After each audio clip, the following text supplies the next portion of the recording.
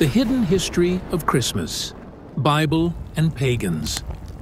We are looking at the history of Christmas and its pagan origins, and how this all connects to the biblical story of Jesus' birth. How could this even be possible? Although Christmas may look like a pure Christian holiday, just recently it was not so. In fact, it was just the opposite. We will seek to uncover the true depths of how influential pagan cultures is still influencing the world. And we will uncover to you all the surprising truths that we found. To understand the roots of Christmas, we need to travel back in time, long before the birth of Christ. Imagine ancient Europe. Cold, dark, and harsh winters ruled the land. Life wasn't easy, and every year, people faced a daunting challenge, making it through the season of scarcity. But amidst the struggle, there was hope. Hope that the sun, their source of life and warmth, would return stronger. This hope gave birth to traditions we still see today. In the northern regions, the celebration of Yule marked the winter solstice. On the darkest night of the year, they lit massive bonfires to honor the sun and keep its memory alive. Families brought home enormous logs, the famous Yule logs, and kept them burning as a symbol of light overcoming darkness. Sound familiar? That's the origin of the Yule log tradition we hear about today. Meanwhile, in southern Europe, the Romans celebrated their own midwinter festival, Saturnalia. This was a grand event dedicated to Saturn, the god of agriculture. It marked the end of the harvest and the beginning of winter rest. But Saturnalia was no quiet religious observance. It was a full-blown carnival. During Saturnalia, social norms were flipped upside down. Masters and slaves traded places, and the streets were filled with laughter, singing, and celebration. Homes were decorated with greenery. People feasted until they couldn't eat another bite. And yes, they even gave gifts, just like we do today. Many of the decorations we associate with Christmas, holly, mistletoe, and wreaths, come from these ancient traditions. They symbolized life and fertility during the bleakest time of year. But there's more to the story. In both the Northern Yule and the Roman Saturnalia, these festivals weren't just about survival. They were about letting loose, breaking free from the rules of daily life. And sometimes, this freedom went too far. These celebrations could get wild. It was a time to indulge in food, drink, and, well, other behaviors that wouldn't be considered appropriate the rest of the year. Some of this still survives today. Ever heard of kissing under the mistletoe? That's an echo of these ancient fertility customs.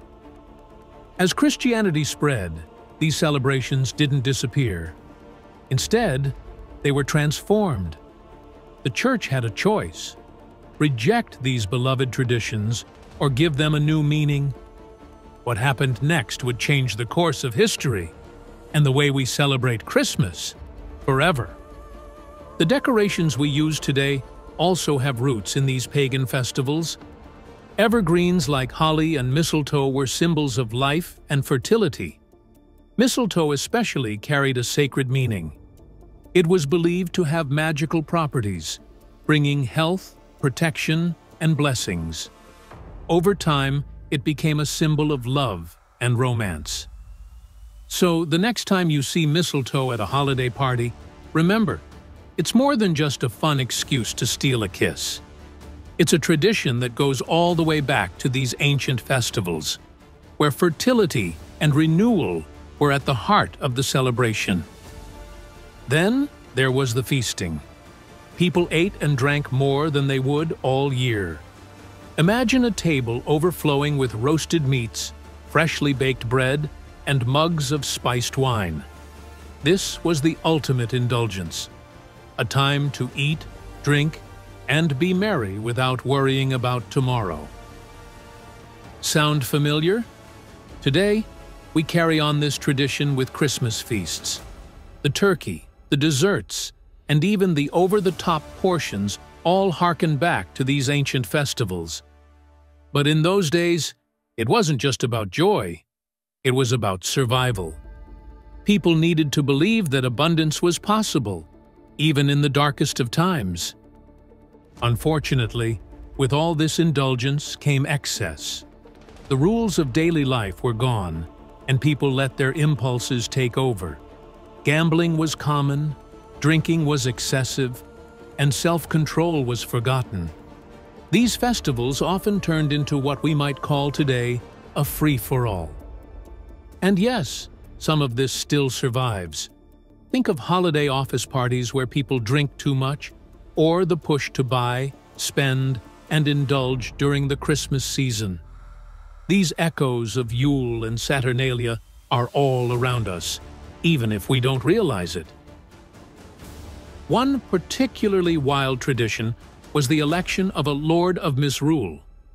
This person was in charge of the chaos, encouraging everyone to let go of their inhibitions. For 12 days, the duration of these festivals, the Lord of Misrule could do as he pleased. This idea of a topsy-turvy world is the root of the 12 days of Christmas. But for early Christians, these wild festivals were a serious problem. How could they celebrate Christ while people around them indulged in such pagan customs?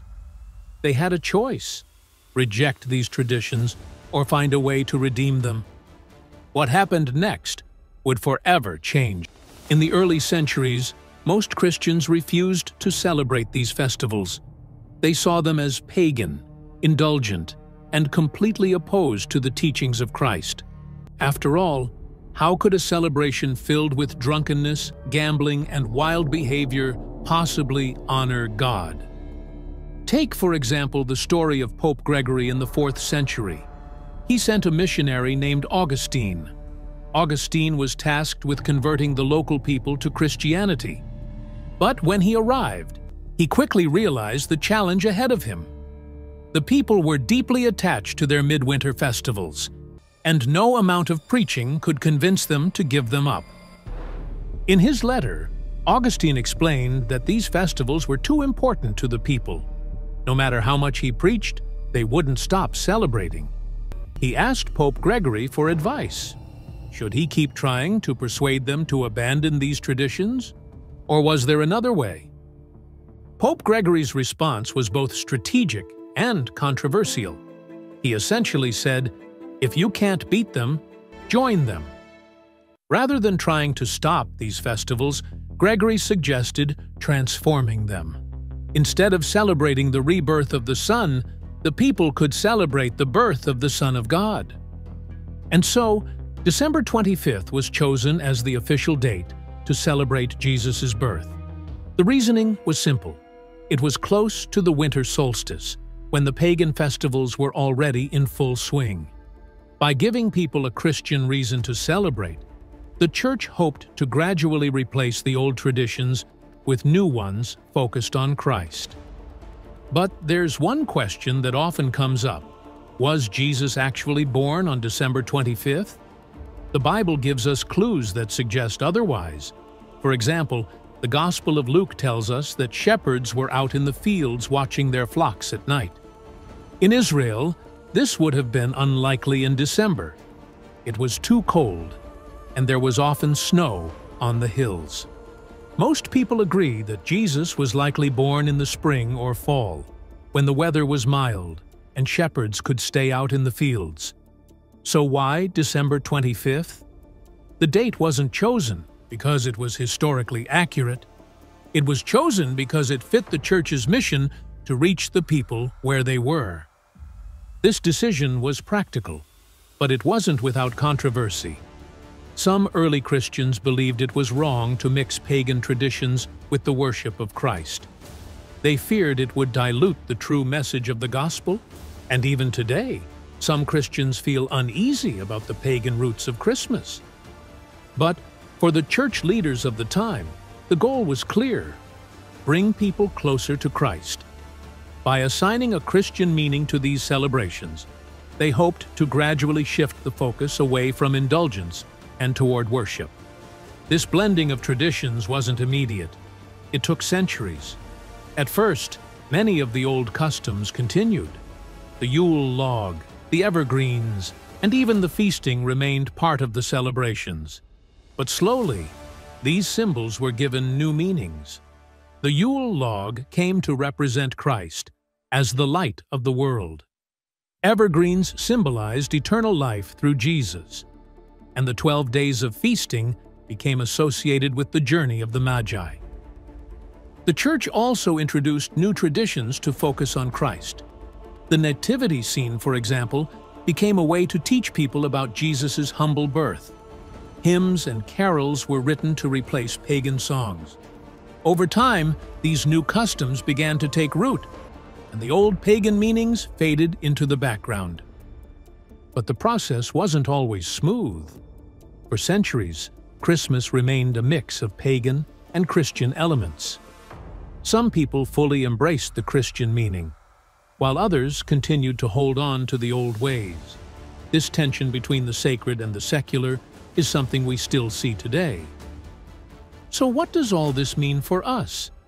Can we celebrate Christmas with its pagan roots? And how can we honor the true meaning of Christ's birth in a season so full of distractions?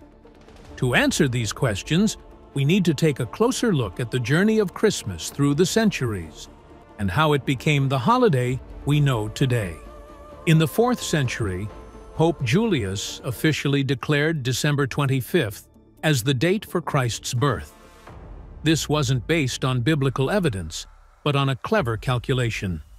By aligning the celebration of Christ's birth with the already popular winter festivals, the Church could introduce a Christian narrative without demanding people abandon their cherished traditions all at once. But the date carried more meaning than just convenience. December 25th was also linked to the Roman festival of Sol Invictus, the unconquered sun, which celebrated the return of longer days after the winter solstice. For Christians, this symbolism wasn't lost. They reinterpreted it as a celebration of the Son of God, the true light of the world. Over time, December 25th became more than just a date. It became a powerful symbol. In choosing this day, the Church sent a message. Christ's birth represents the light that overcomes darkness, the hope that dispels despair. It was a perfect parallel to the solstice festivals people already celebrated. But the decision to merge these traditions didn't come without conflict. Not everyone agreed with this approach. Some devout Christians believed it was wrong to incorporate pagan elements into the worship of Christ. They argued that the focus should remain solely on biblical teachings, untainted by worldly influences. Throughout history, there were those who rejected Christmas altogether. For example, certain Christian groups in the Middle Ages avoided the celebration, seeing it as too closely tied to pagan customs. Even centuries later, during the Reformation, the Puritans in England and America tried to ban Christmas entirely. To the Puritans, Christmas was nothing more than an excuse for indulgence, drinking, and debauchery. They viewed it as a distraction from the true purpose of faith. For them, the idea of celebrating Christ's birth on December 25th, a date with pagan origins, was unacceptable. This debate over what's sacred and what's secular continues even today. How much of Christmas is about Christ? How much of it is cultural? These questions aren't new. They've been asked for centuries. But despite the debates, the Church's choice of December 25th had a lasting impact. By assigning this day to Christ's birth, they planted a seed, a new narrative that would grow and evolve over time. It allowed the focus to shift from pagan gods to the God who, according to Christian belief, became flesh and dwelled among us.